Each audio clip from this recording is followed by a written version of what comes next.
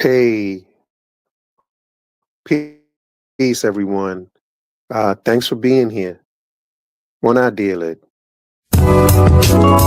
Recognize royalty, recognize it, recognize royalty, gotta recognize it, recognize royalty, like they ain't got eyes to recognize royalty. I can feel, recognize royalty, I can see, recognize royalty, now I recognize royalty,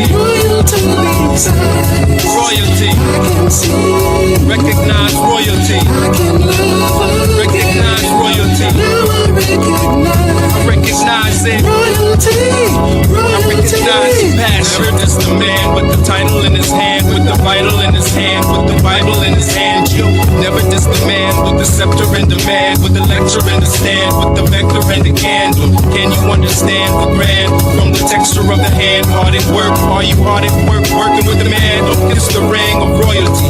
Crown him king, just a thing, letting loyalty ring. Bring frankincense and myrrh and other things. It's gold already blings from the highest that prizes no sins. Recognize the king's overruling commandments with the Trinity and the power it brings when you recognize royalty. I feel it. Yeah, I see it. I recognize now. Royalty. I see it. Now I'm in love now. I recognize your passion. Recognize royalty. Yeah, what's good, peoples? Blessings. Thanks for showing up. This is my first video. You know what I mean? I'm feeling good about it. I'm feeling blessed. Yeah, but you know what I mean? Let's get right into it. The title of the video is Disco Fever. And we're gonna try and go through a short history of hip hop. And you know, we're just trying to really determine who created hip hop. Is hip hop a Black culture? Is hip hop a Latino culture? Is it a Caribbean culture? Is it an accumulation of all of them? So just who created hip hop?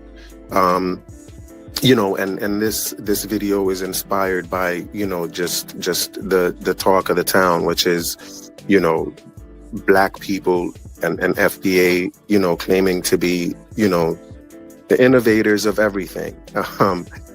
In this case, it's just you know, hip hop. We've been through, you know, everything else. Now it's time for us to talk about who created hip hop. Black Americans feel that, you know, they are the originators.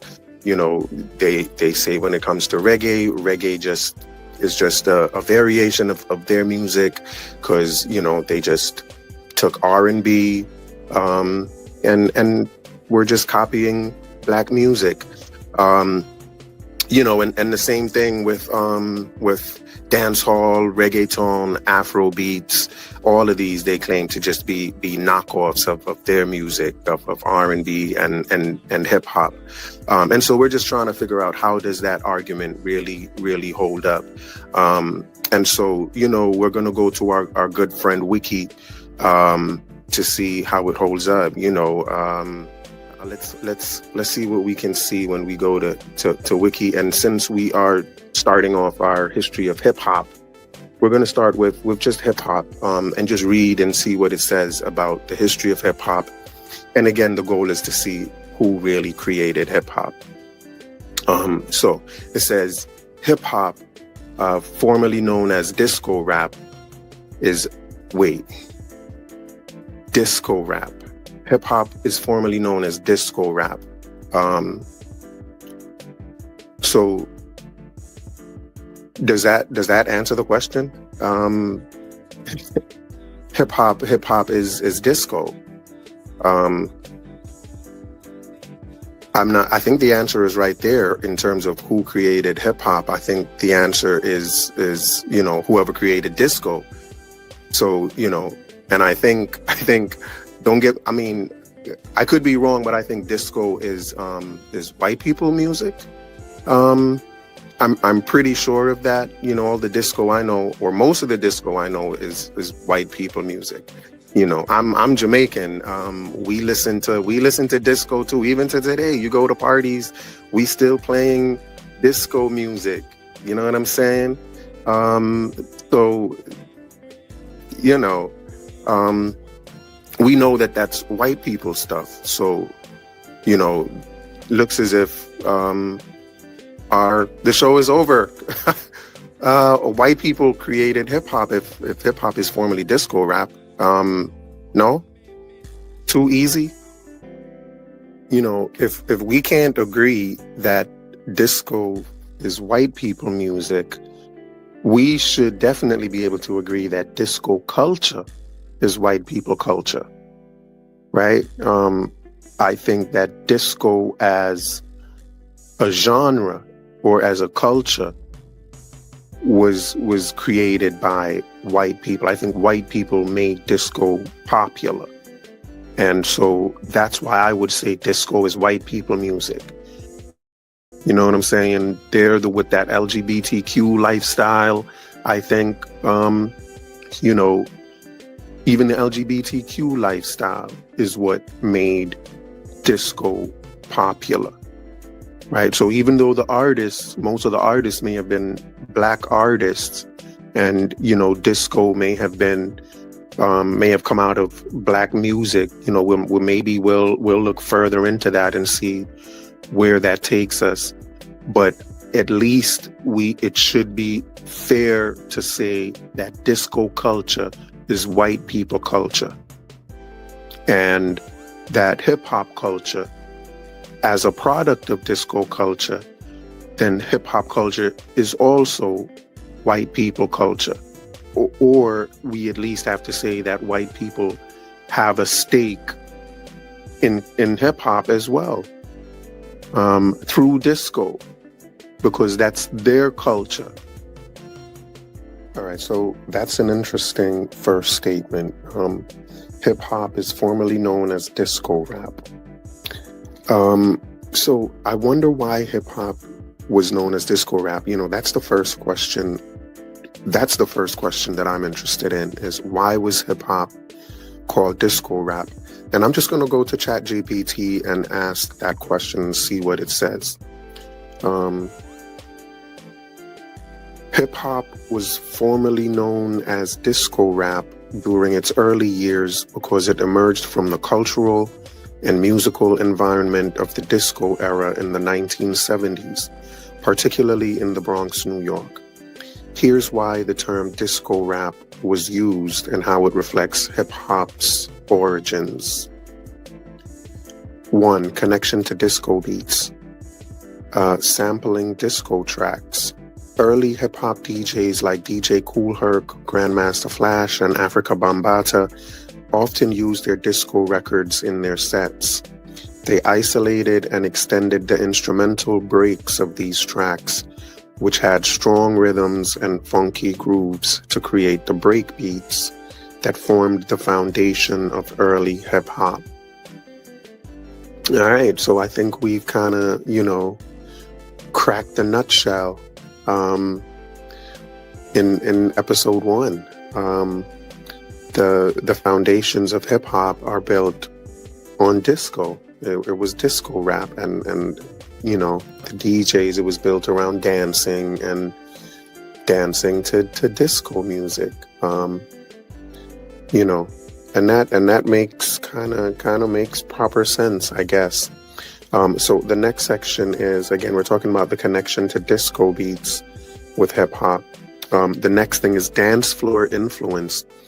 Disco's infectious beats and rhythms were perfect for dancing, and hip hop evolved in the same party atmosphere where music was meant to get people moving.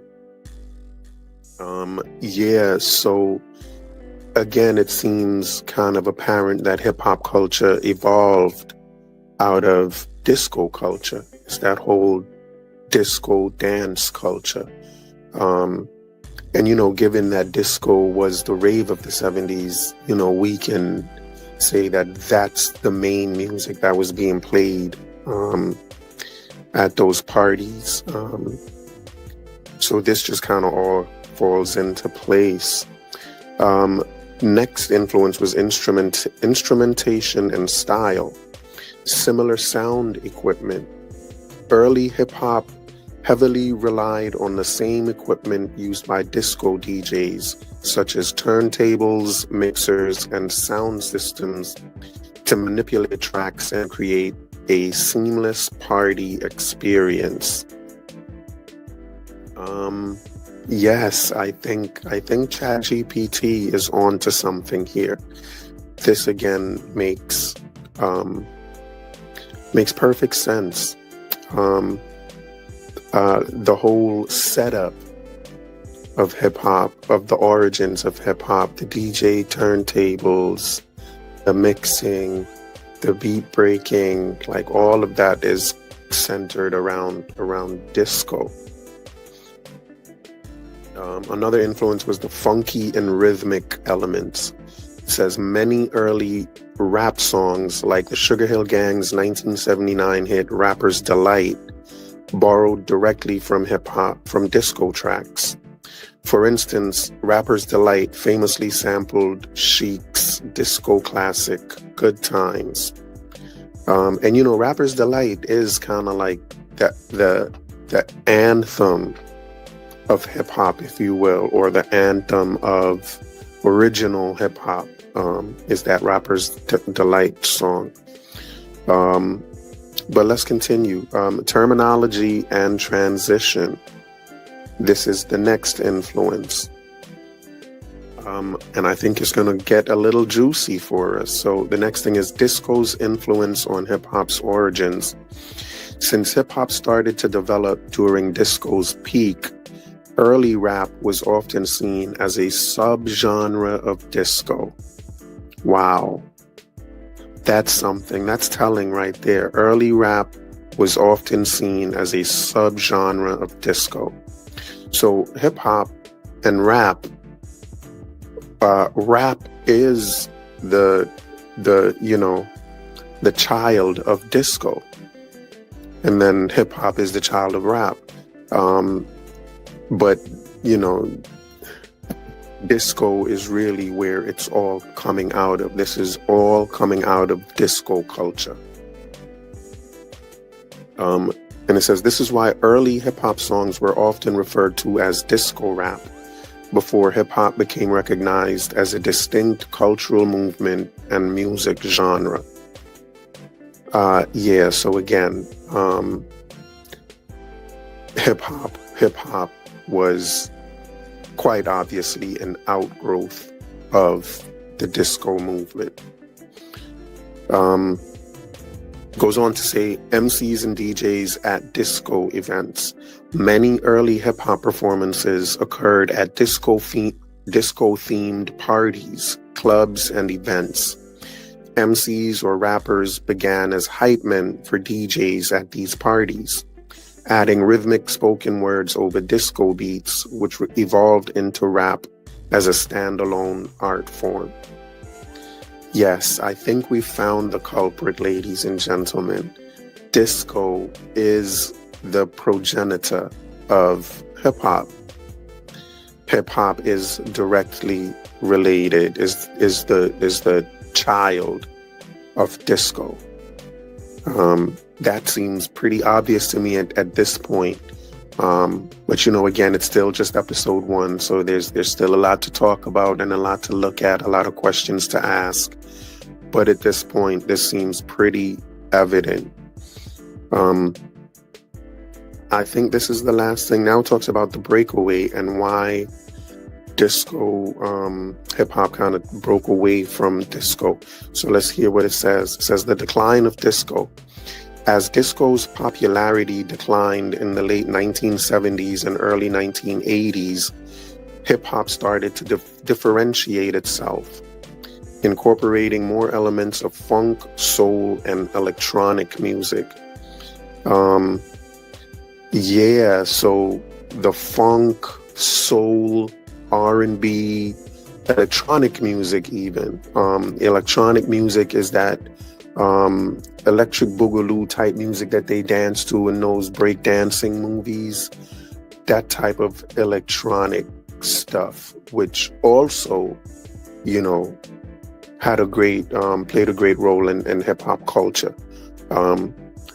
But I would agree that all of these things, soul music, funk, if the blues had anything to do with it, all of those things came after the disco era and after disco and after hip hop and rap in particular was already cemented in disco music.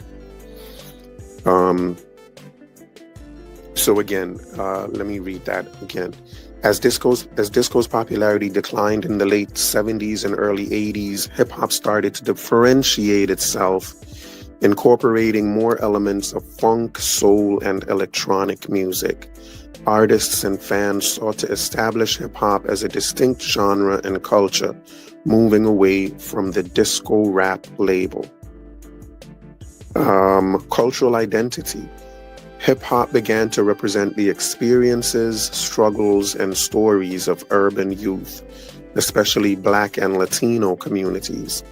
This gave it a more grounded and socially conscious identity, distinct from disco's association with nightlife and escapism. Yeah, so apparently disco had a bad rap. Disco had a bad rap. Get it? Disco had a bad rap and it became hip hop. That's funny. It may be a bar, but we'll just say it's a funny line for now. So in summary, says ChatGPT, hip hop was initially called disco rap because of its reliance on disco beats, instrumentation, and party culture during its formative years.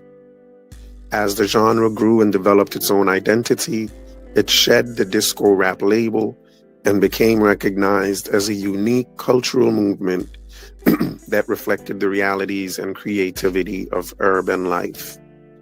Yep. So pretty much the same way a butterfly was once a caterpillar, goes from being a caterpillar and evolves into a butterfly. Hip hop evolved from disco. Disco is the caterpillar from which the butterfly called hip hop evolved or came into being. But you cannot have hip hop without disco. Next thing I want to ask ChatGPT is, how did disco culture shape the foundation of hip hop? And I presume that it may repeat itself based on what it already gave us to the first question we asked. But let's see what it says. Because this is important, since it is the history of hip hop. I think it's important for us to take our time and look at the influence that disco rap had, or that disco had on, the growth of hip hop. So again, if it sounds repetitive, bear with me, because this is all good information, I think. It says disco culture played a significant role in shaping the foundation of hip hop, particularly during the genre's early development in the Bronx during the 1970s. Here's how disco influenced hip hop. The role of DJs, techniques, and equipment. Disco DJs pioneered the use of turntables, mixers, and sound systems to create seamless transitions between tracks. This inspired early hip-hop DJs like DJ Kool Herc to develop techniques such as beat matching, mixing, and scratching. Breakbeats. DJs like Kool Herc expanded on disco's rhythm-driven breaks by isolating and extending them to create breakbeats, the foundation for breakdancing and MCing in hip hop. So we find the foundation for dancing,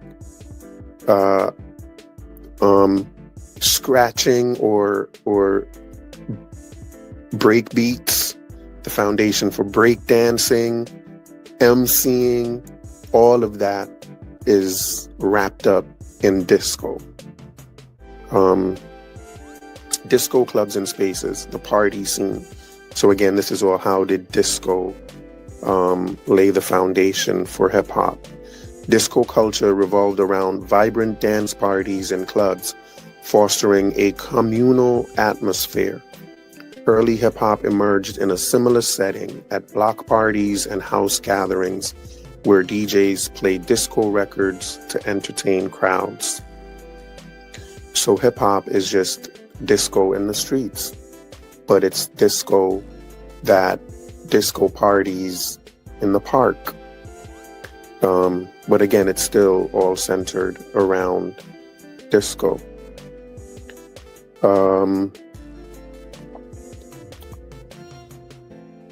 Sound systems. Inspired by disco's powerful sound systems, hip-hop pioneers like Africa Bambaataa and Grandmaster Flash used large sound systems to amplify their music, creating a party atmosphere in outdoor spaces.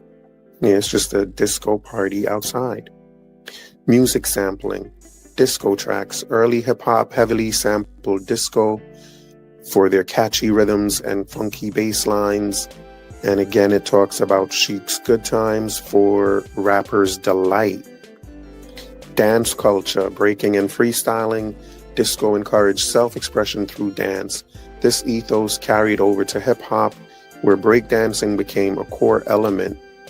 Breakers or b-boys and b-girls often dance during the extended break beats spun by DJs, creating a unique style. Community and inclusion. And again, this is all how disco is laying the foundation for hip-hop. And this one I think is pretty important. It says, disco served as a cultural melting pot. Disco culture brought together people of diverse backgrounds, particularly in LGBTQ+, Black and Latino communities. Similarly, hip-hop emerged as an inclusive, community-driven culture that united underprivileged youth through music, art, and dance. So the same impetus that drove hip-hop or that drove disco into existence, just that urge to bring kind of what they saw as underrepresented or marginalized groups together. That's what made disco famous. People will say disco is gay people music, and I think ChatGPT is referring to that by mentioning LGBTQ+, and that disco was one of those venues. Disco clubs is one of those venues that, LGBTQ+ people took advantage of, and just found to be places of, it's just where they hung out, for lack of a better way of saying it. But I think that what this is showing is that, LGBTQ+ and can also be seen as part of the foundation of hip hop as well. Certainly as disco is, if disco is a part of the foundation, then, homosexuality has to also be a part of the foundation of hip hop.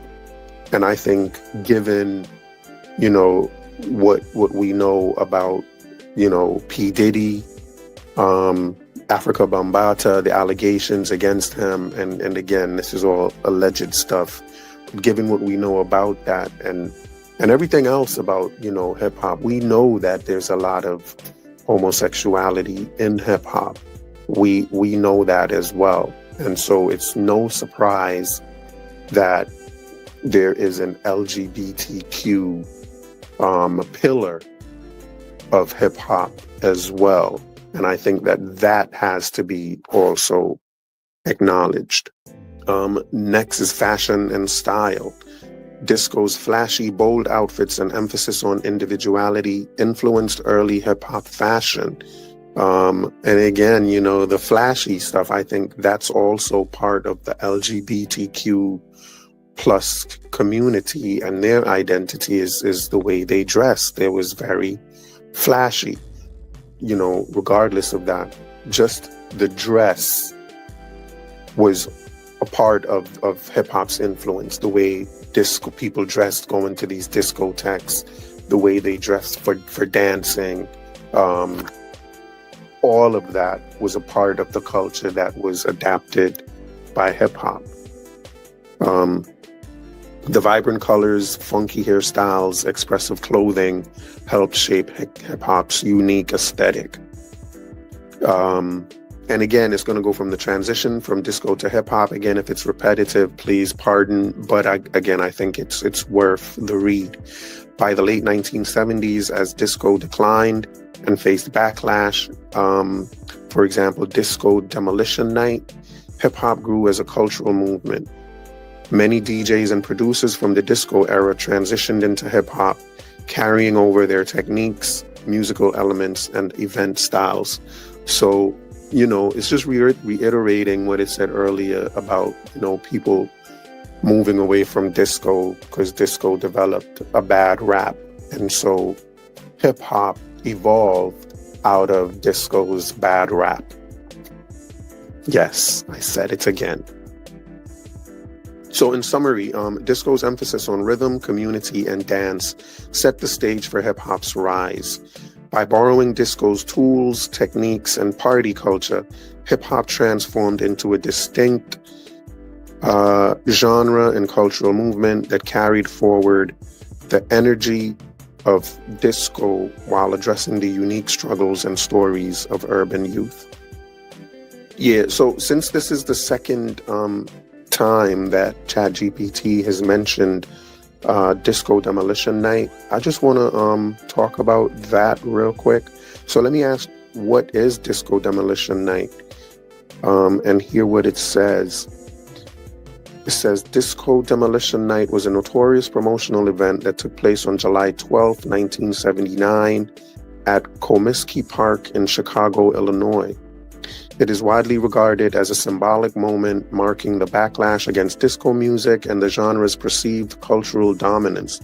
Here's what happened.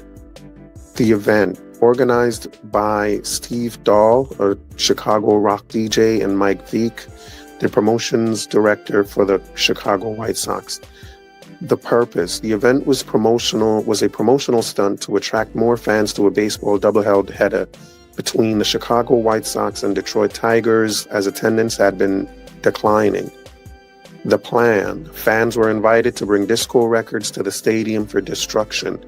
During the break between the doubleheader games, the records would be blown up on the field in a dramatic show. Wow, there really was a backlash against disco. And I'm wondering if the whole LGBTQ stuff had anything to do with it. Yeah, and the whole, I don't know, maybe they felt disco was just negative. This was a disco ball of negativity, you know, which would help to explain hip hop's negativity. You know, the apple doesn't fall very far from the tree. So it was that negativity in disco that formed the negativity that we experience with hip hop. So what happened? There was a massive turnout. Organizers expected about 20,000 fans, but over 50,000 people showed up, many of whom didn't care about baseball. They were there to destroy disco records and rebel against the genre. The explosion. During the intermission, a large crate of disco records was detonated in center field, creating a massive explosion and sending debris flying. Chaos ensued. After the explosion, a large number of fans stormed the field, causing a riot. The unruly crowd destroyed the field, burned disco records, and vandalized the stadium. Police had to intervene, and the second game of the doubleheader was forfeited because the field was too damaged to continue. Yeah, so that was crazy. People were really up in arms against disco, for them to really bring in disco records to blow them up. Like, they really wanted to make a statement. So disco went out with a bang, literally. Why it happened? Disco Demolition Night was fueled by several factors. Cultural backlash. By 1979, disco had become highly commercialized, dominating radio, clubs, and pop culture. Many fans of rock, punk, and other genres saw it as artificial and overbearing. Okay, interesting. Generational divide. Disco was associated with urban nightlife, LGBTQ plus communities, and Black and Latino culture, which some suburban, predominantly white rock fans rejected. Wow, so this was a culture war. This was a culture war, and I think disco lost that culture war. Anti-disco sentiment. Steve Dahl led an anti-disco campaign through his "Disco Sucks" slogan, capturing the frustration of rock fans who felt disco had overshadowed their music. Legacy. The end of disco's mainstream era. Disco Demolition Night is often cited as a symbolic death of disco. While the genre didn't disappear, its commercial dominance waned, and the music industry shifted toward rock, new wave, and hip-hop in the 1980s. Cultural criticism. Over time, the event has been criticized for underlying tones of racism, sexism, and homophobia, as disco was deeply rooted in Black, Latino, and LGBTQ communities. Yes, and since disco was deeply rooted in those communities, it would explain why hip-hop is deeply rooted in those communities. And, you know, I think that the fact that it's the LGBTQ plus communities, I think we can safely say that it was Black, Latinos, and I think, you know, given disco, I think white people and disco go together like, you know what I mean, bun and cheese. So, you know, white people are in the mix as well. Again, you can't go to a discotheque without, you know, white people's presence. They're a part of all of that. So let's say hip hop is a multicultural genre, like disco was. Impact on music. Despite the backlash, disco's influence lived on, shaping genres like house, techno, and hip hop, which drew heavily from disco's beats and grooves. In summary, Disco Demolition Night was more than just a wild publicity stunt. It reflected a cultural shift and backlash against disco's mainstream popularity. However, it also highlighted deeper social tensions surrounding race, gender, and sexuality in late 1970s America. Very, very interesting. I think we should have a hip-hop demolition night.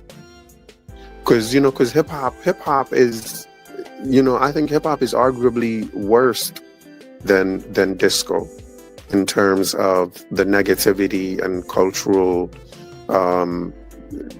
degeneracy. Hip-hop is just disgusting at this point. And, you know, I think that we should, I think disco brought it in, and what brought out disco should also take out hip-hop. A demolition night. I think someone should look into that. Yes. So again, I think we found our culprit, ladies and gentlemen. I think hip hop clearly has its roots in disco music and disco culture. I think that is pretty obvious. And I think one of the things that made it kind of clear is just how many of the pioneers in hip hop have disco in their name. And I also asked ChatGPT to give us a list of people of hip hop pioneers that have the word disco in their name. And here's what it said. It says several hip hop pioneers incorporated the word disco into their names, reflecting the strong influence of disco culture on the early development of hip hop. Some of these pioneers include Grandmaster Flash and Furious 5. Okay. While not directly named after disco, obviously, Grandmaster Flash and his crew were heavily influenced by disco culture. Flash often performed at disco clubs and incorporated disco elements into his sets. Disco Wiz. Luis Disco Wiz Cedeno is considered the first Latino DJ in hip-hop. He teamed up with Grandmaster Caz and helped shape the early hip-hop DJ culture in the Bronx. Lovebug Starsky. Although disco isn't in his name, Lovebug Starsky, one of the early DJs credited with coining the term hip-hop, often played at disco-themed events and blended disco with hip-hop. DJ Disco King Mario. An influential DJ from the Bronx, Disco King Mario played a critical role in shaping hip-hop culture during its early days by organizing block parties and mentoring younger DJs. DJ Hollywood. Known for blending disco music with rap in the early 1970s, DJ Hollywood performed at many disco clubs and is often credited with pioneering the rhythmic style of rap that emerged from disco beats. These names highlight the intersection of disco and hip-hop during its formative years in the Bronx. Disco's beats, style, and party culture created the foundation for hip-hop's rise. Yes, I think that makes it very clear. That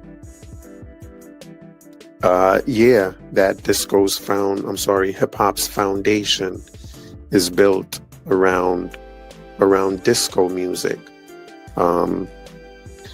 And so, like it or not, love it or not, hip-hop is rooted in disco. When we started, we said we were questioning the idea of, hip-hop being the father of all of these other subgenres of music that exist.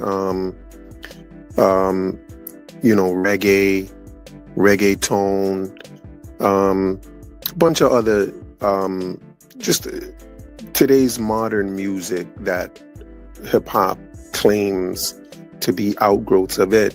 I think, what we also have seen today is that hip-hop itself is an outgrowth of disco.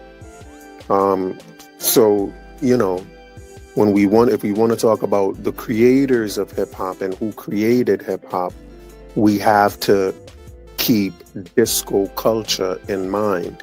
I think that the creators of hip-hop have a big claim in being the creators of disco, or wherever disco came from. I think that has to state a claim to hip-hop as well. Disco is one of the main pioneers of hip-hop culture, especially the culture, not just the music, the culture itself, everything about it, the dancing, the drugs, everything about the homosexuality, everything about disco transferred to hip-hop. So we see what is really going on here, and I think it's pretty obvious where hip-hop is coming from. There's no question, in my mind at least at this point, that everybody is influencing everyone.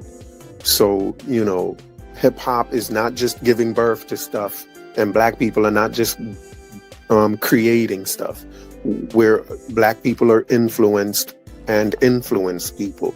Hip-hop has been influenced and hip-hop influences. That's just how life works. So this should be interesting. Let's see where this takes us. We have a lot more questions to ask. So let's that's pretty much, I think this is a good place to stop with this first video. Again, it's our first video in the series, a history of hip hop. It is a history. And I think it's I think it's a good place to start. The next video in part 2, we're going to talk a little bit more about disco. We can't just have one video about the history of hip hop and just one video on disco. I think this is worth exploring some more. Wikipedia does say some more about disco and hip hop, so I think next video we want to dive into that a little bit more, see what questions come up, and then take it from there. Thank y'all for taking your time to watch this video.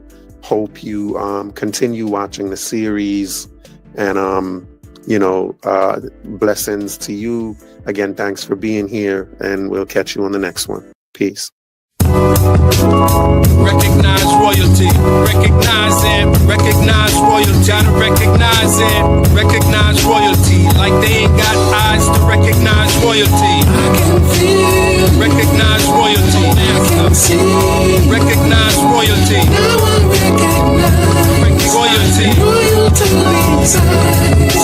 I can see, recognize royalty, I can love, recognize royalty, now I recognize it. Royalty, I recognize passion. Never just a man with the title in his hand, with the vital in his hand, with the Bible in his hand.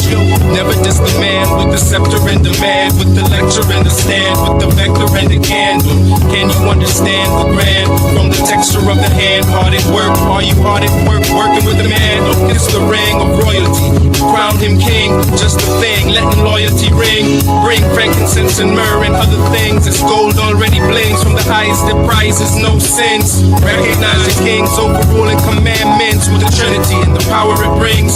When you recognize royalty, I feel it. I can see it.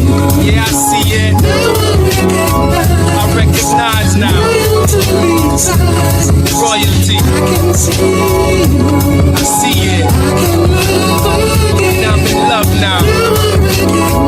I recognize your passion. Recognize royalty. Sunrise royally. Sitting on top of the world. I'm five morally. Status of a king for surely. Orally we pop them things till we stop the impurity. We pop them just for recognition. Listen to the missionary on a mission with the visionary vision. Do you recognize intuition? I reel in men when I went out fishing. I tell you why they rocked the boat. Cause they didn't understand what the prophet wrote. What's the conniption? Choose the Jews crucifixion and refuse recognition at son child's christening in the mix of some. Insist they fix the system from malarkey back to my monarchy. Yeah, back above me. Don't soil my purple and blue, and I will recognize your royalty too. I can feel you. I feel it. I can see it. I can see it. Now I recognize now. Your royalty. I can see it. I see it. I can love. And I'm in love now. I recognize your passion. Royalty.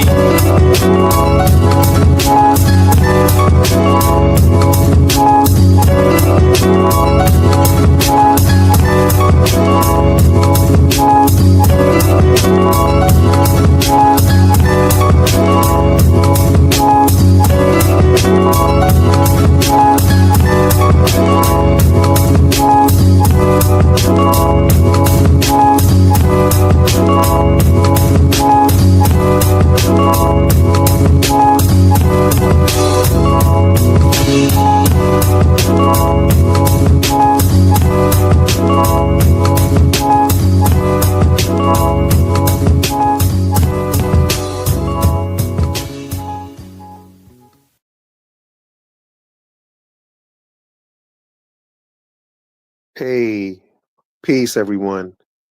Thanks for being here. One idea, Recognize royalty. Recognize royalty. Gotta recognize it. Recognize royalty. Like they ain't got eyes to recognize royalty. I can feel. Recognize royalty. I can see. Recognize royalty. Now I recognize royalty. Royalty's eyes. Royalty. I can see.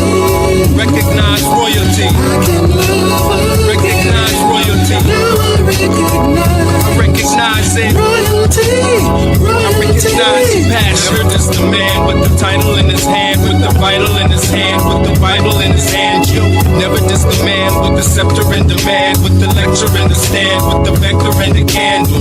Can you understand the grand from the texture of the hand? Hard at work, are you hard at work? Working with the man, don't kiss the ring of royalty.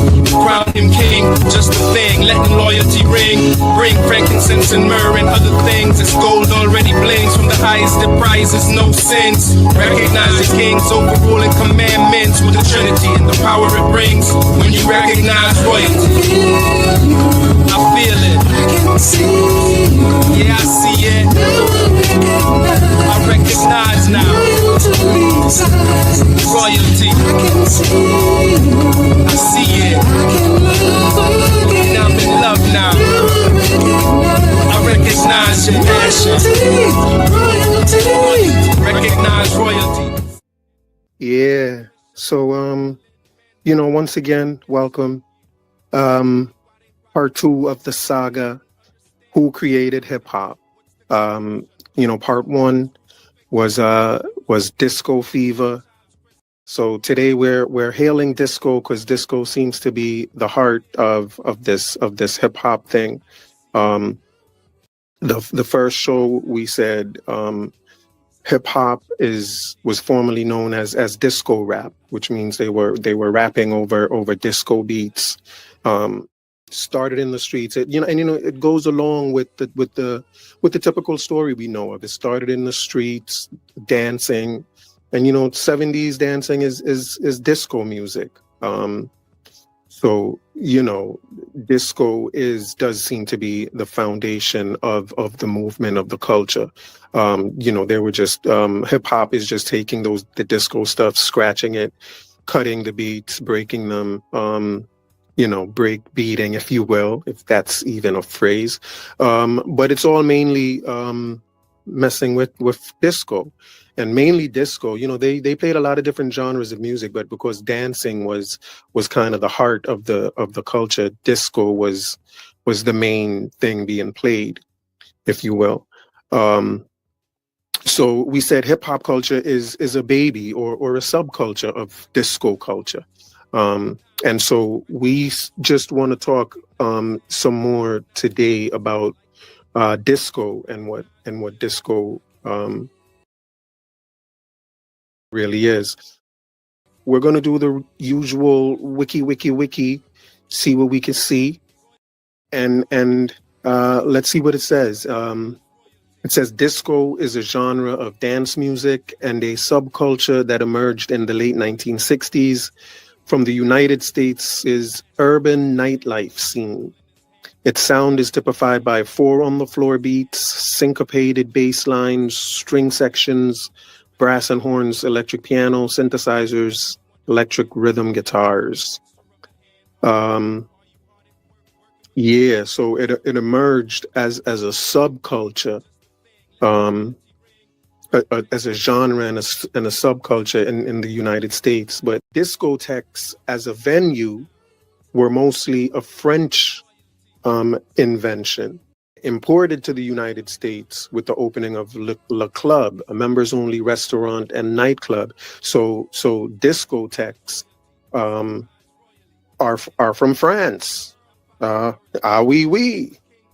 And I think discotheques are a major part of disco culture.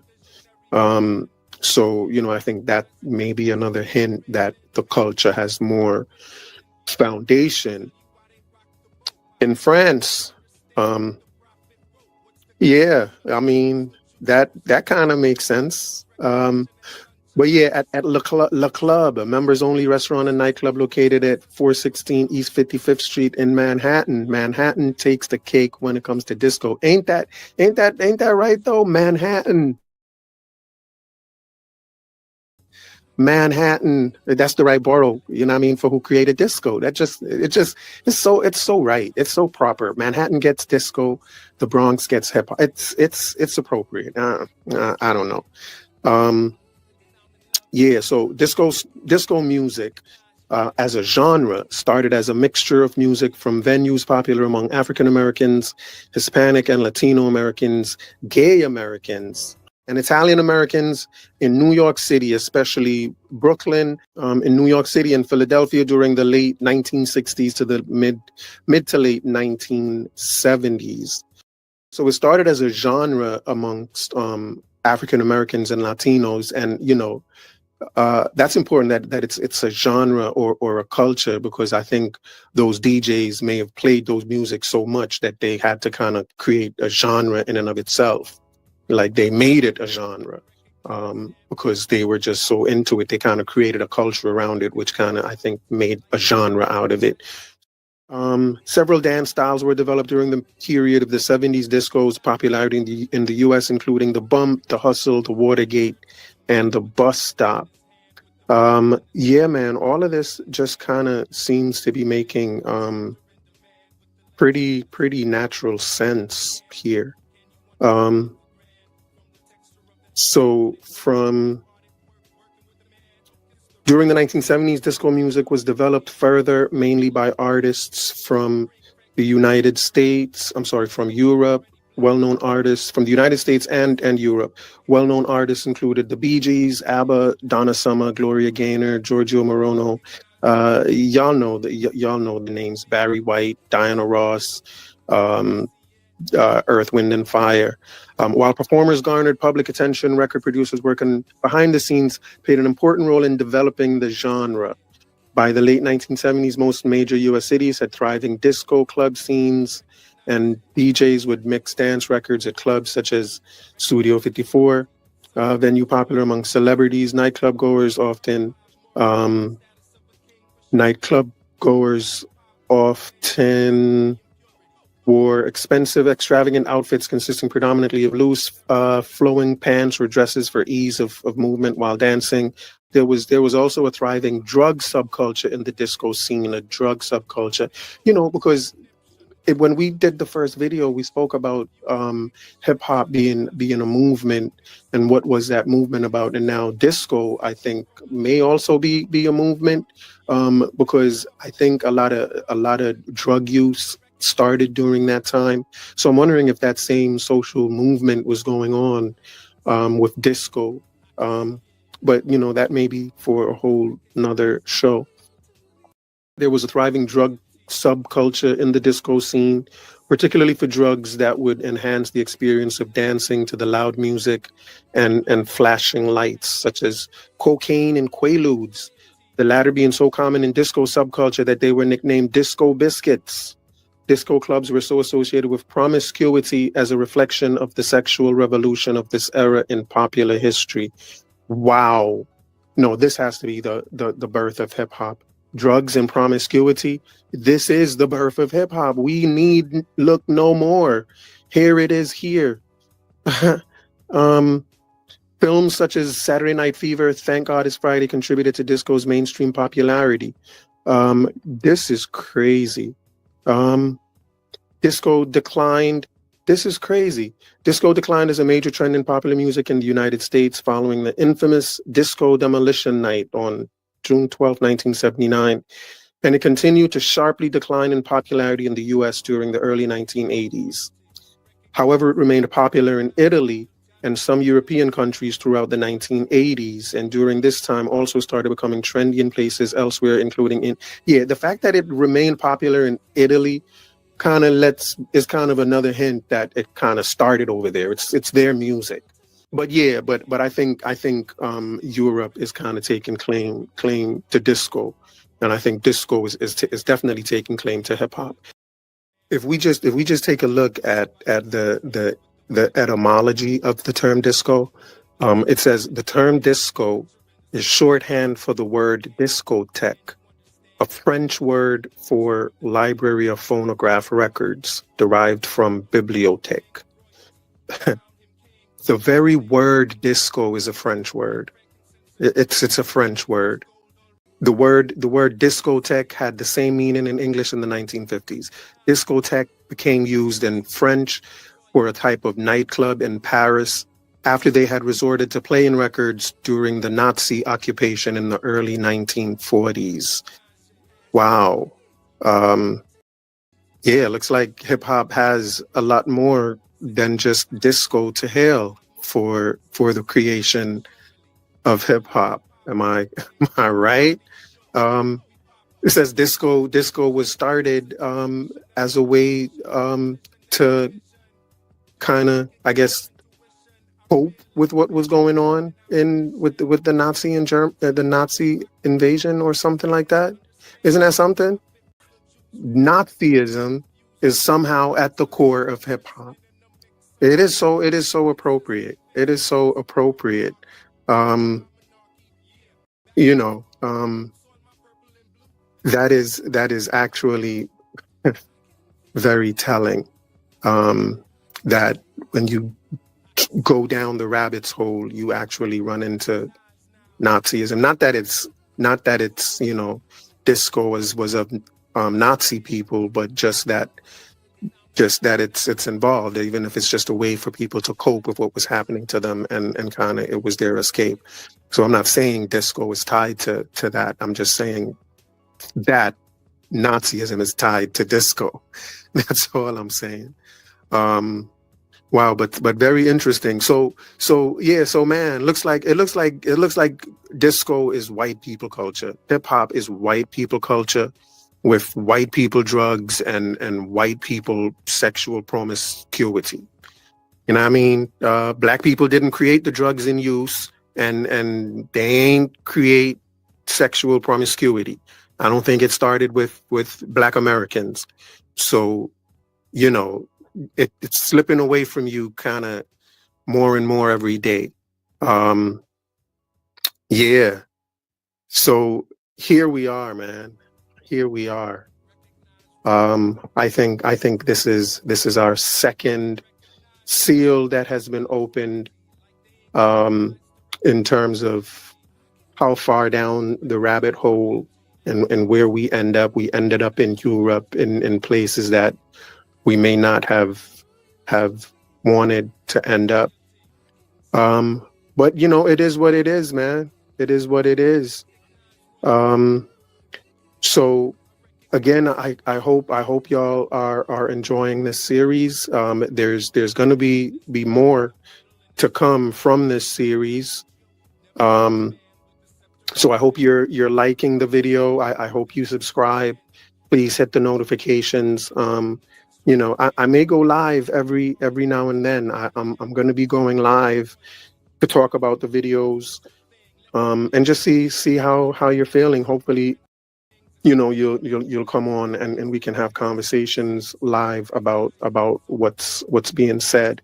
So man, it's a pleasure to have started doing this. I'm so looking forward to going down the rabbit hole some more, and just continuing with the adventure. You know what I mean? But let's go. Blessings to everyone. Thanks again for being here. Recognize royalty. Recognize royalty. Gotta recognize it. Recognize royalty. Like they ain't got eyes to recognize royalty. I can feel. Recognize royalty. I can see. Recognize royalty. Now I recognize royalty. royalty inside. Royalty. I can see. Recognize royalty. I can love Recognize again. royalty. Now I Recognize it. royalty. I recognize passion. Never just the man with the title in his hand, with the vital in his hand, with the Bible in his hand. Never just the man with the scepter in demand, with the lecture in the stand, with the vector and the candle. Can you understand the grand from the texture of the hand-hearted work. Are you hard at work, working with the man? It's the ring of royalty. Crown him king, just a thing, letting loyalty ring. Bring frankincense and myrrh and other things. It's gold already blings from the highest that prizes no sins. Recognize the kings, overruling commandments with the Trinity and the power it brings. When you recognize royalty, I feel it. Yeah, I see it. I recognize now. Royalty. I see it. Now I'm in love now. I recognize your passion. Recognize royalty. Sunrise royally. Sitting on top of the world. I'm five morally. Status of a king for surely. Orally we pop them things till we stop the impurity. We pop them just for recognition. Listen to the missionary on a mission with the visionary vision. Do you recognize intuition? I reel in men when I went out fishing. I'll tell you why they rocked the boat. Cause they didn't understand what the prophet wrote. What's the conniption? To choose the Jews' crucifixion and refuse recognition at son child's christening. In the mix, I'm in some. Insist they fix the system from malarkey back to my monarchy. Yeah, back above me. Don't soil my purple and blue, and I will recognize your royalty too. I can feel you. I feel it. I can see you. I can see it. Now I recognize now. Royal to these eyes. It's your royalty. I can see you. I see it. I can love again. And I'm in love now. Now I recognize your passion. Royalty. Royalty.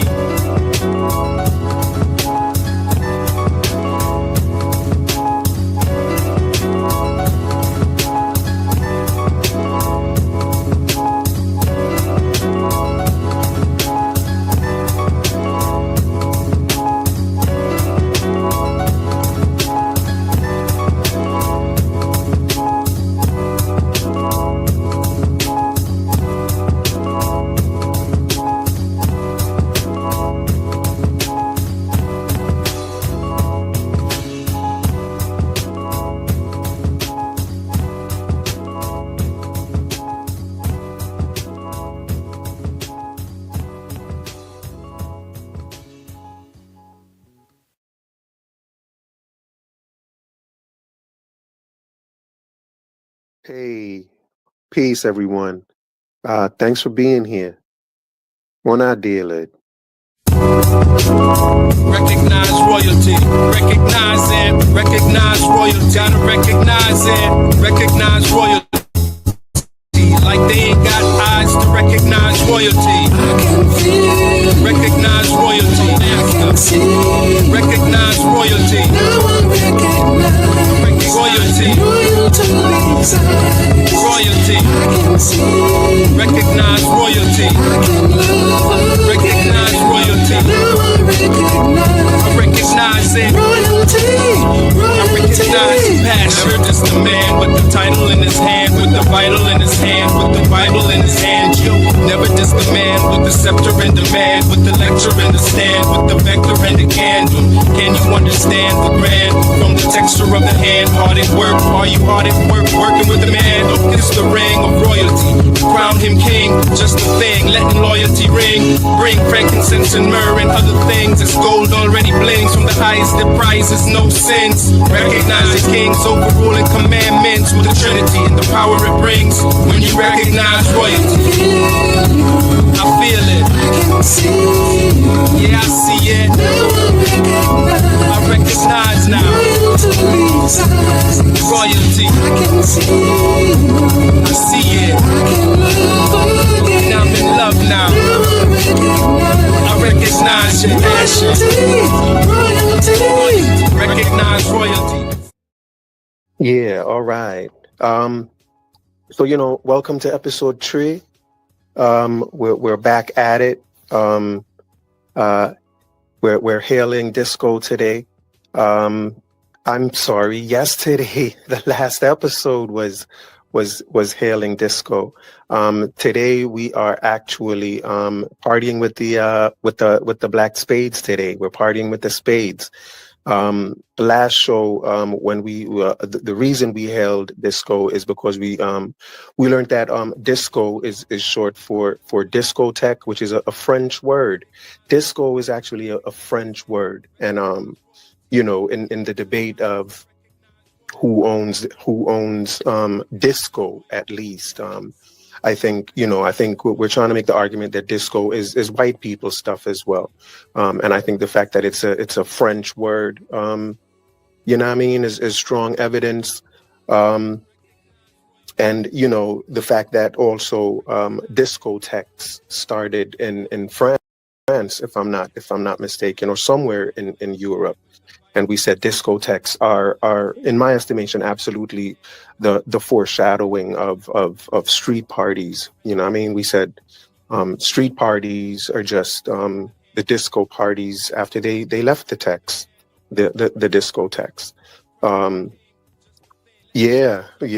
So there are strong arguments for us to say disco is white people stuff. It remained popular in Europe after it died down in the States. Another hint that it's their stuff, because they held on to it. Um, we also learned from the last episode when we hailed disco. Part of the reason we hailed disco also was because we realized that it started out as an escape to the doom and gloom of what was going on in Europe at the time with a lot of with the Nazi stuff. And so it was seen as, the dancing was seen as an escape to that. So we hailed disco, not the other guy.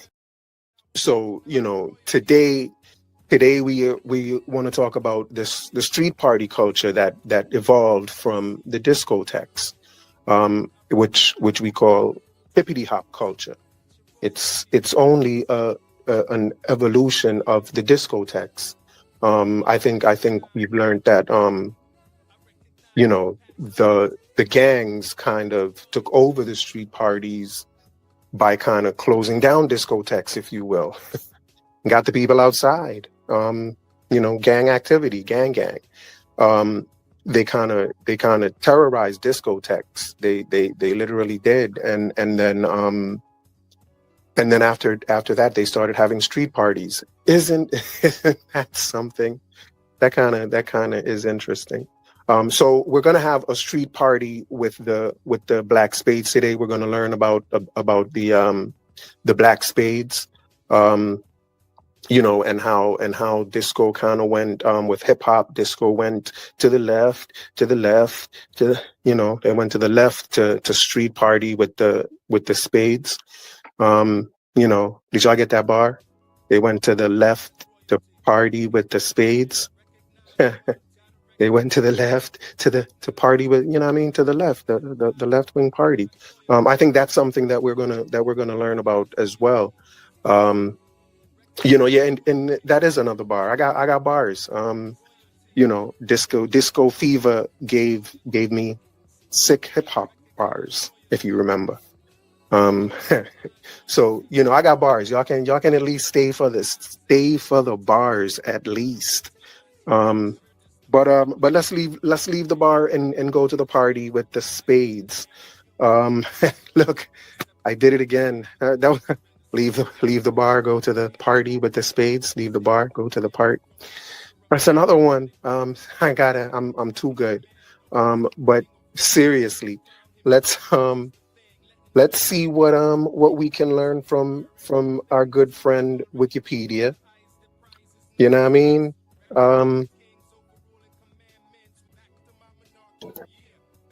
Yeah. Let's do the wiki and see what we can see. Yeah, so it says the Black Spades were a mostly African American street gang, which started in the Bronx during the late 1960s and gained popularity in the 70s. The gang began to spread from the Bronx to Manhattan, Queens, Brooklyn, Staten Island, New Rochelle, New Jersey, Massachusetts, and Connecticut by the late 1980s. During this period, Latino and white members were more common. The Black Spades, during this period, Latino and white members were more common. The Black Spades have made a comeback in 2019 with more members joining. They are now TBS New Direction, a community service group championing anti-violence initiatives and providing food distribution for the food insecure. Yeah, that's interesting. I've noticed, even with the idea of gangs, terrorizing discotheques and then having the people leave the discotheques and then having parties outside. That's kind of interesting. It's the same way, like, with the idea that they're now a new organization that's championing anti-violence. That's kind of interesting that they morph into groups. They kind of start street wars and then morph into a group that fights against street wars. You know what I mean? They terrorize, they get the people out of the discotheques, then throw parties outside. That's interesting, isn't it? Yeah, that's interesting. It's like they steal your phone, then help you look for it. Yeah, that's crazy. That's interesting though. But anyway, let's continue reading and see what else we can learn about the Black Spades. Yeah, so a little more history about the Black Spades. The gang originated in 1968 in the Bronx Dale houses in the Soundview section of the Bronx. Although rumor says they were originally named the Savage Seven, the name from the start was the Black Spades. The Black Spades officially formed in Junior High School 123 on Morrison Avenue in Soundview, originally a teenage street organization. The Spades followed the teachings of the 5% Nation, Malcolm X, the Nation of Islam, and were influenced by the Black Panthers and the Weather Underground organization. That's interesting. Under the leadership of the original president, David Brockington, who was a member of the Nation of Islam, the Spades organized to fight against the racism and bigotry in the Soundview, Glasson Point, Parkchester, Castle Hill, and Throgs Neck neighborhoods of the Bronx. The 1st Division Black Spades policed and protected Bronxdale houses from the rise in crime, drug dealers, and heroin addicts who began to take over the community. I guess this is kind of all making a little more sense to me now, because they said they started in a junior high school, right? So these were teenagers, and so just the idea of them organizing to fight racism in their neighborhood just seemed like a lot for teenagers to be doing. It just seemed as if they were formed. Now it's kind of clear that the Black Spades was a larger organization. They were a larger organization, and they had a division of, I guess, younger children, and so that's kind of how it all. So they were formed for a specific reason. These were 13-year-old kids, so it sounds as if they were being recruited to join the gangs for a very specific reason. And when you hear about who they're following, like people like the 5% Nation, Malcolm X, NOI, you can see that there sounds to be it's not just kids, it's grown-ups involved in this whole scheme, if you will. And that's interesting. So they are in gangs. These are kids that are in gangs. So these are badass kids,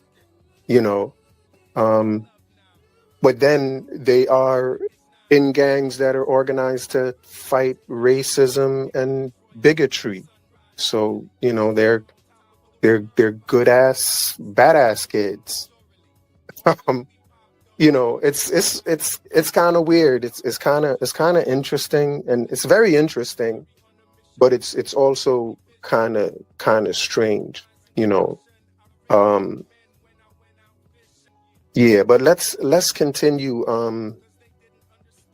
reading just a little bit more. But again, it seems as if the hippity hoppers are just a front for something bigger, social movement bigger than them.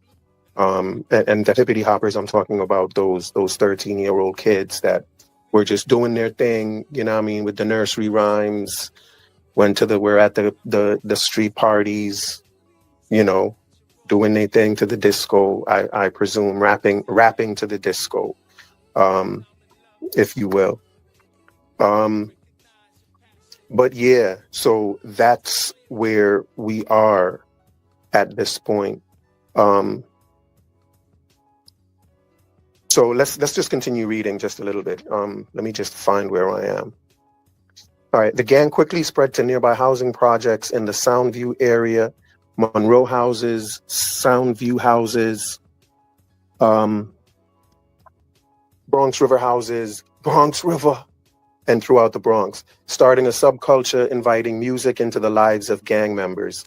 The Black Spades were also participants in the Hoe Avenue Peace Meeting. Even that peace meeting, the fact of 13-year-old kids being involved in a Hoe Avenue peace meeting, which was, you know, a big deal in the city at the time. A lot of people were there, a lot of politicians were there, the police were there. You know, that's a big deal. So now it kind of makes sense that they are just a division, and if not a division, kind of like just kind of a subgroup within a larger organization. They seem to, right. They're the baby spades. You got the Black Spades, you got the baby spades. I think they may have had junior spades. So they're just one level. And I think the whole organization is in charge of that social movement for what hip hop is about.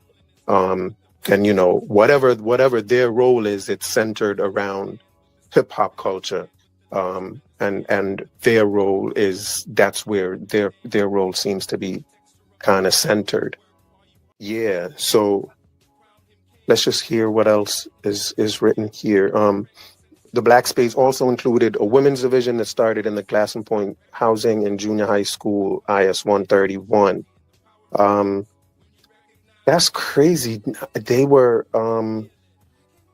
a women's division that started in the junior high school. Now, were there adults in these junior high schools recruiting? That's just so crazy. That's just interesting. But anyway, by the early 1970s, the Black Spades had increased in numbers, and members began to lose focus of their original purpose. The Black Spades and young members, young spades and baby spades, became violent, and other divisions were unrestrained. David Brockington didn't like the direction that they were headed, so he stepped down as First Division president. Afterwards, Monk became the new supreme president of the Black Spades, which became a full-fledged street gang. New York street gang activity peaked in 1973 and then began to decline. Reasons for this decline included violence and drug use, as well as a move to the burgeoning hip-hop culture in park jams, block parties, and clubs.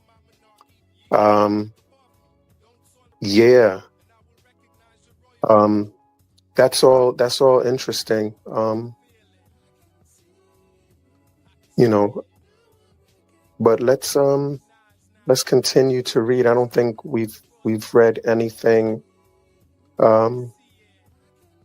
that's of interest at this point. But wait, maybe this will be. Africa Bambaataa was a member in a Black Spade First Division First Chapter, then joined the Bronx River Houses Black Spades 10th Division before becoming a famous hip-hop DJ. He went on to form the Universal Zulu Nation on November 12, 1973, with several members following him. You know, I told y'all these were some badass baby kids, right? Like these the kids that started it, since these are the gang member kids, these are baby kids, and it looked like Bambata is baby. Like that's pretty much what this is. Um, you know, hippity hoppers, that are claiming hip hop are claiming Bambata as their father. Because it sounds as if, Africa Bambata is behind the whole, recruiting these kids as part of that gang. Um, you know what I'm saying? And doing what he's doing. Africa Bambata is your father. He's the father of hip hop, if you ask me. You know what I'm saying? And you can have him. You can have him as your father. Let's hope it works out better for you than for them other kids. Allegedly. Um, but yeah, but y'all are children of Africa Bambata and the Zulu nation. That's who the hippity hoppers are. Um, that's who y'all are. Um, but let's read a little more. There's Cool DJ Herc. Yes, the Jamaican brethren. Bo. Are you stop? No, let me stop. Let's see. Cool DJ Herc, an early hip hop music pioneer. So this is referring to Kool Herc as a pioneer. You know what I mean? And that's good because you know what I mean. He didn't create hip hop. Nope. That's all Bambata. Baby created hip hop for his kids. So it's not Kool Herc. So it says Kool Herc, an early hip hop music pioneer, credits gangs including the Black Spades with getting the hip hop scene started. Gangs including the Black Spades, and you know what I mean. The Black Spades looks like Bambata was running the Black Spades. Bambata is your father. Bambata and the Zulu nation. You know what I mean? That's who created hip hop. Africa Bambata and the Zulu nation created hip hop. You know what I mean? Excuse me, let me switch that. They took white people's music and switched it up and created hip hop. You know what I'm saying? But it's still white people stuff. The same way they took white people's music and mixed it and scratched it and break it or break beat it. The same way they just take people's music and do what they want with it is the same way they took white people's culture, disco culture. They took disco culture and remixed it and scratched it and broke it. You know what I mean? And created hip hop culture. But that's all it is. It's just remixed disco culture. But it's white people culture nonetheless. It's the gang version of white people culture. But it says Kool Herc credits the Black Spades with getting the hip hop scene started. It started coming together as the gangs terrorizing a lot of discotheques back in the days. Man, exactly. They were terrorizing the discotheques. Makes sense. They were, you know what I mean? And I think that made people not want to go to the discotheques. And if you don't go to the discotheque, you gotta party outside, maybe go to the street parties. I mean, it sounds like a plan with these gangs, man. It always sounds like a plan. They terrorize the discotheques, get them out the tech so they can have street parties. And it's the same thing they do with even the street wars. They create street wars, and then after that they create anti-violence movements against street wars. Like, I don't know. It sounds like a scam to me, but whatever. What do I know? Again, it says it started coming together as the gangs terrorizing a lot of known discotheques back in the days. I had respect for some of the gang members because they used to go to school with me.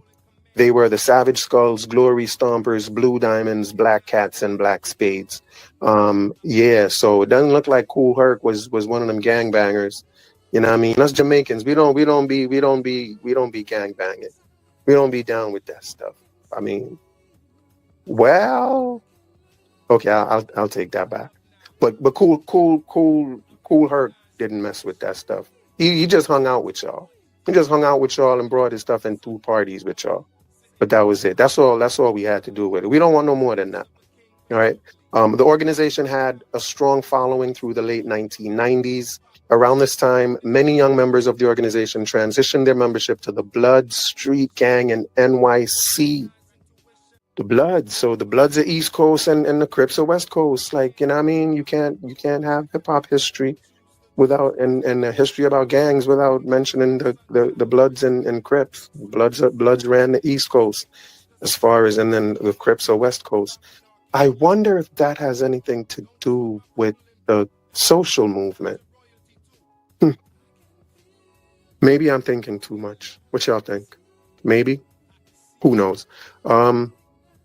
So, you know, and I think also that maybe, again, I think that's probably the main reason why it's so hard to get rid of the N-word, is because, you know, the N-word belongs to hip hop culture and hip hop culture belongs to the gangs. You know, you're not going to get rid of the N-word because you're not going to get rid of the gangs. And I don't know if our community is ready to get rid of gang culture yet. We are too invested in the gang. We are gang. You know what I mean? We love everything gang. The Black community loves that. You know what I mean? And that's not just African Americans, that's Jamaicans, that's Puerto Ricans. For some reason, I don't know if it's an inner city thing, but it's gang. It's West Coast, East Coast. Our community is really engulfed in gang culture. Yeah. Let's see if there's anything else of interest. In early 2022, a resurgence of Black Spades members have risen in the River Park Towers housing complex of the West Bronx. This latest incarnation of the Black Spades are a neighborhood self-policing unit that has plans to participate in homeless food drives, after-school programs at CIS 229, and other positive neighborhood development. Yeah, so, you know, again, you know, they always seem to morph into positive neighborhood stuff after creating a lot of negative neighborhood stuff.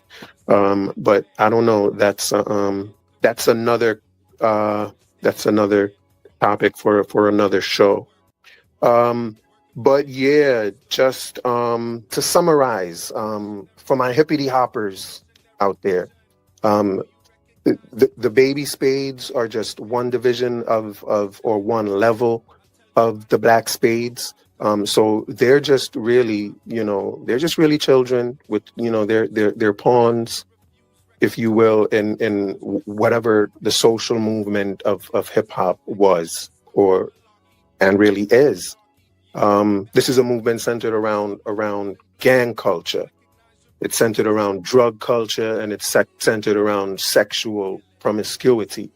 And that's what, you know, that's what disco culture was as well. Disco culture was the drug culture and the sex promiscuity. What hip hop added was just the gang culture to it. There it is. Disco is drugs and sexual promiscuity, and hip hop is just gang activity added to that. That is what is added to disco to make it hip hop. You know, so you didn't really add music. If anything, you added gang culture to what was going on, or gang activity to the whole movement. So gang activity, drugs, promiscuity, which, you know, right now, P. Diddy is the poster boy for. You know, P. Diddy is hip hop. Yeah, and the history of hippity hop is the history of Africa Bambata and the Zulu nation. That's really, you know, what it is. And so another question is what were they about? What was going on with Bambata and the Zulu nation, and you know, the whole, just everything else. What else were they involved with in terms of the movement with creating hip hop? And you know, we may go there next, in terms of what direction we take for this rabbit hole, as we you know, go down in the rabbit hole and see where it takes us. Yeah. So, you know, I think we've touched on everything. You know, nothing else left to say at this point, other than, you know, look out for part 4, man. Part 4 is coming. Part 4 is coming. So, you know, you don't want to miss it. Hit the like button, please. I beg you, hit the like button. And the subscribe. Hit subscribe right after you hit the like button. You know what I mean? And then the notification, like, it don't cost nothing. Hit the notification bell as well. You know, it can only help. And then join my Discord server. Join the Discord server. You know, it's, you know, the link is in the description of the video. Join the server. You get to interact with me all day. Ain't that something? Don't get no better than that. You know what I mean? Shout out to Sunchild. Sunchild is one of the main ones that is brave enough to interact with me in the Discord. So, you know, it's me and Sunchild. Y'all can come hang out with me and Sunchild. How amazing is that? 2 for 1. You know what I mean? So join the Discord. It's a lot of fun. We get to talk all day, every day, which is amazing. I think that's all. I think that's enough to ask of people. Did I mention Twitter? I mean, X. Join my X at American Dream Guy. I'm on X, American Dream Guy. Follow me. You know what I mean? Follow me, no man. Sure. Yeah, I think that's it now. That's it. There can't be more. No, the last thing. Y'all see the Cash App, right? The Cash App is right there. American Dream is alive. But you know what I mean? You gotta help keep the dream alive. Teamwork makes the dream work. Yeah, that's another bar. Teamwork makes the dream work. Yeah, man. Word up. American Dream is alive. Hit the Cash App. That's what's up. It would be highly appreciated. You know what I mean? Word up. Y'all are the best for being here, man. It's amazing to you know, to be doing this. So once again, catch y'all on the next one. Until next time, peace out. Recognize royalty. Recognize royalty. Gotta recognize it. Recognize royalty. Like they ain't got eyes to recognize royalty. I can feel. Recognize royalty. I can see. Recognize royalty. Now I recognize Royalty. royalty inside. Royalty. I can see. Recognize royalty. I can love. Recognize royalty. Now I recognize it. I recognize passion. Never just the man with the title in his hand, with the vital in his hand, with the Bible in his hand. Never just the man with the scepter in demand, with the lecture in the stand, with the vector and the candle. Can you understand the grand? From the texture of the hand, hard at work. Are you hard at work, working with the man? It's the ring of royalty. Crown him king, just a thing, letting loyalty ring. Bring frankincense and myrrh and other things. It's gold already blings from the highest that prizes no sins. Recognize the kings overruling commandments with the Trinity and the power it brings. When you recognize royalty, I feel it. I can see. Yeah, I see it. Now I recognize recognize now. Royalty's eyes. Royalty, I can see you. I see it. I can love again. Now I'm in love now. Now I recognize your passion. royalty. Recognize royalty, sunrise royally. Sitting on top of the world, I'm five morally. Status of a king for surely. Morally, we pop dumb things till we stop the impurity. We pop them just for recognition. Listen to the missionary on a mission with the visionary vision. Do you recognize intuition? I reel in men when I went out fishing. I'll tell you why they rocked the boat. Cause they didn't understand what the prophet wrote. What's the conniption? Choose the Jews' crucifixion and refuse recognition at son child's christening. In the mix, I'm in some. Insist they fix the system from malarkey back to my monarchy. Yeah, back off me. Don't soil my purple and blue, and I will recognize your royalty too. I can feel you. Feel it. I can see you. I can see it. Now I recognize now. royalty's eyes. Your royalty. I can see you. I see it. I can love again. And I'm in love now. Now I recognize your passion. royalty. Royalty.